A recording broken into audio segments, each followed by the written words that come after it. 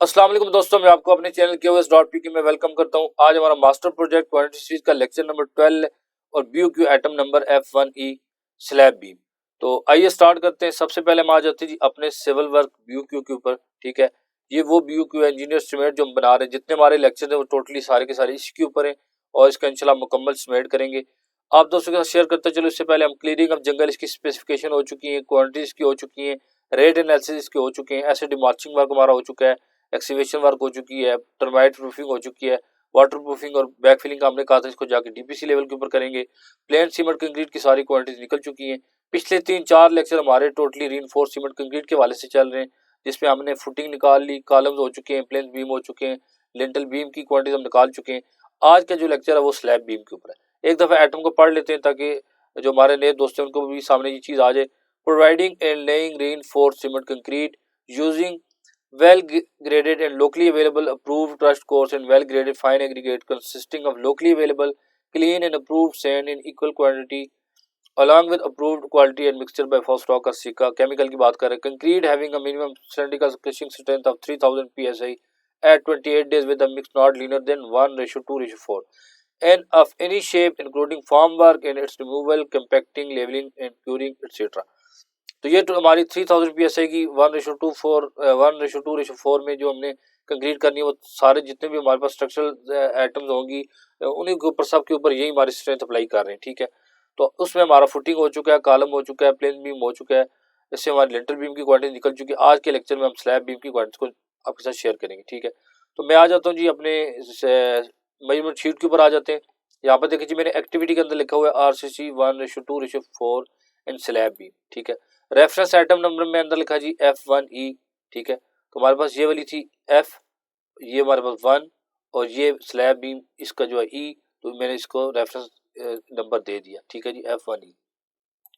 उसके बाद बात करें जी reinforced cement concrete 1:2:4 in slab beam.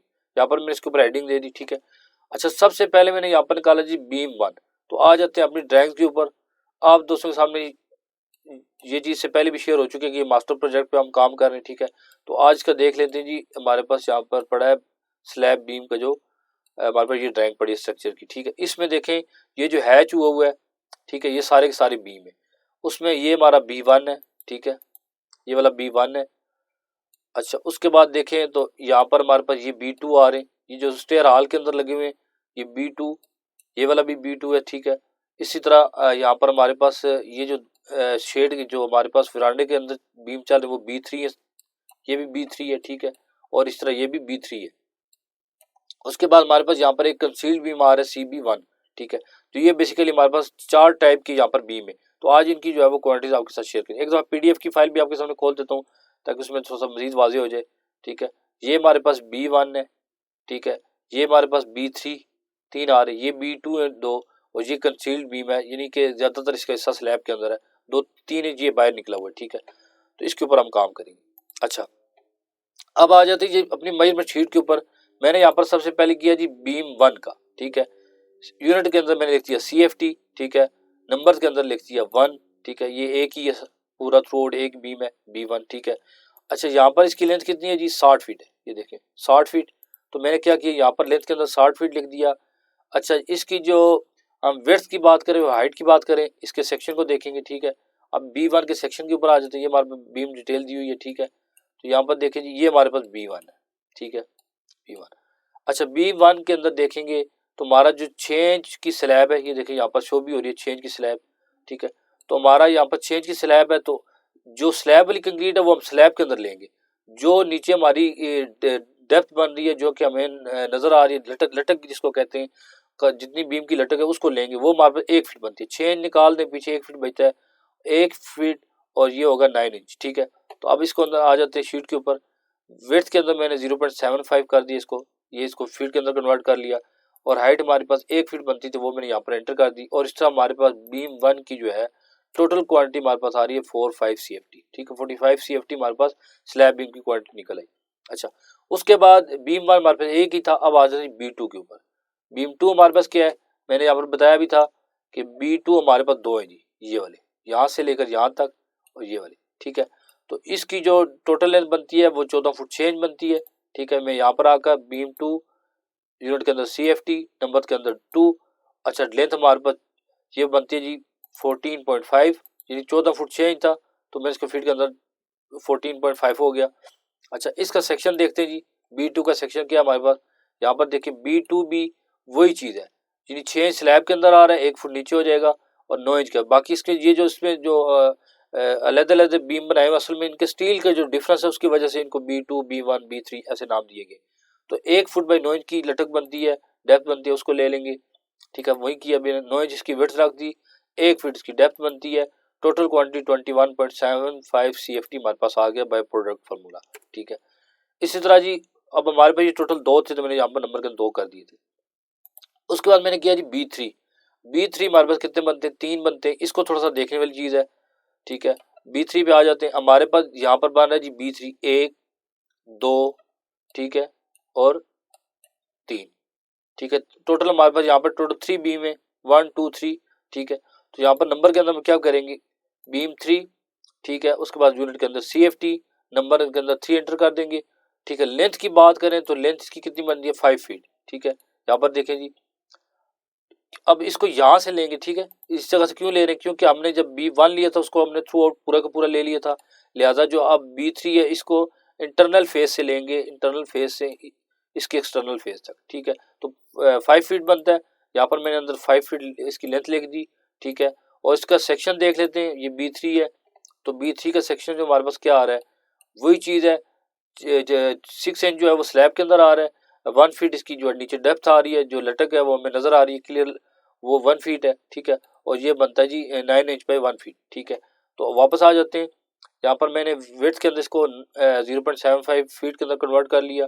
ठीक है, हाइट की बात करें, अब हाइट को देखें तो यहाँ पर असल में जो हमारे पास ये B3 है, ये देखने में तो हमें स्ट्रेट लग रहा है सेक्शन के अंदर। ठीक है, लेकिन इसको जब हम एलिवेशन के अंदर देखेंगे तो इसकी कोई इस तरह की शक्ल बनती है।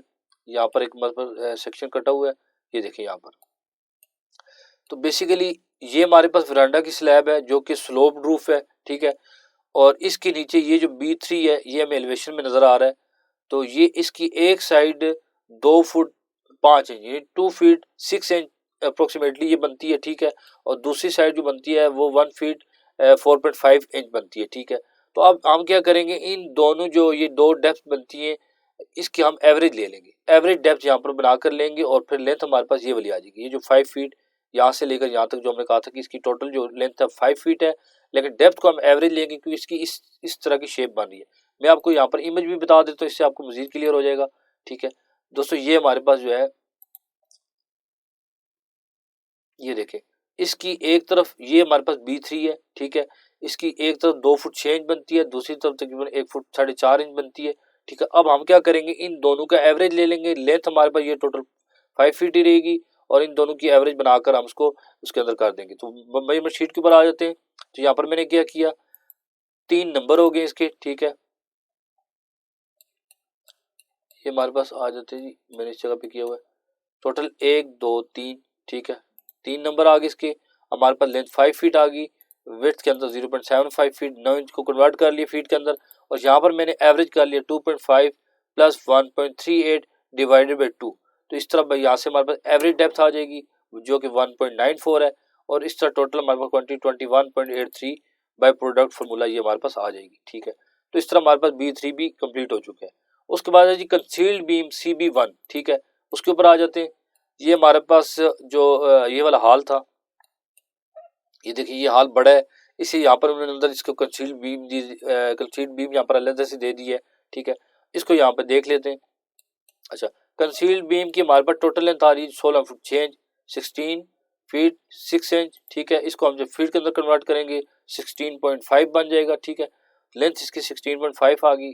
अच्छा, इसकी विड्थ की बात करें या ब्रेथ की बात करें तो ये हमारे पास कितनी बनती है, इसके सेक्शन को देख लेते हैं। देखिए यहाँ पर हमारे पास इस टाइप का है, ये हमारे पास थोड़ी सी नीचे इसकी लटक आ रही है 3 इंच की, और ये इसका जो मोस्टली है वो जो है ये स्लैब के अंदर है। ठीक है, तो यहाँ पर क्या है, हमारे पास 1 फीट 6 इंच इसकी टोटल विड्थ आ गई, और ऊपर वाला हिस्सा जो होगा स्लैब वाला ये हम स्लैब के अंदर ले लेंगे, और जो डेप्थ होगी इसको 3 इंच की थी, इसको हम जो है वो एक्स्ट्रा जो है वो हम बीम वाले खाते में ले लेते हैं। तो क्या हो गया, हमारे पास यहाँ पर आ जाते हैं, लेंथ इसकी 16.5। ठीक है, जो इसकी विड्थ आ गई वो 1.5 फीट होगी, और जो डेप्थ है वो 0.25 यानी 3 इंच को हम जो है वो उसकी लेदर से ले लेंगे, इस वाली को 3 इंच को, ठीक है। ये सिर्फ ये वाला पीस हमने लेदर से लेना है। तो इस तरह टोटल क्वांटिटी हमारे पास 6.19 CFT हमारे पास टोटल क्वांटिटी आ गई। तो इस तरह जितने भी हमारे बीम थे, स्लैब बीम की बात कर रहे हैं, वो टोटल क्वांटिटी हमारे पास 94.76 टोटल हमारे पास क्वांटिटी आ चुकी है, ठीक है। इसके ऊपर जब हमने 5% प्रोविजन डाल दी, टोटल क्वांटिटी हमारे पास 99.50 CFT आ गई। अब आ जाते हैं वापस अपने सिविल वर्क के ऊपर। यहाँ पर हम इक्वल डालेंगे, ठीक है। और इस तरह यहाँ आकर जो हमने टोटल क्वांटिटी निकाली है स्लैब बीम की, उसके साथ इसको लिंक कर देंगे। इस वो जो क्वांटिटी वो हमारी यहाँ पर ट्रांसफर हो चुकी है, लिंक बन चुका है। यहाँ से इसको जो है CFT का यूनिट देंगे, और इस तरह हमारे पास ये वाली जो स्लैब बीम की जितनी क्वांटिटी है वो हमारे पास BOQ के अंदर सेग्रीगेट होकर आ चुकी है। इस पर जब रेट एनालिसिस करेंगे, रेट डालकर इस टोटल हमारे पास अमाउंट का अंदाजा हो जाएगा। तो दोस्तों उम्मीद है कि आज की वीडियो आपको पसंद आई होगी, और अब स्लैब बीम वगैरह निकालना आपके लिए मसला नहीं होगा। तो दोस्तों अगर आपको वीडियो पसंद आई है तो चैनल को सब्सक्राइब जरूर करें, लाइक करें, शेयर करें, और बेल आइकन का बटन जरूर दबाएं ताकि आने वाली जितनी वीडियोज़ हैं वो उसका नोटिफिकेशन आप तक पहुंचता रहे। तो नेक्स्ट वीडियो तक के लिए हमें इजाज़त दीजिए। अल्लाह हाफिज़।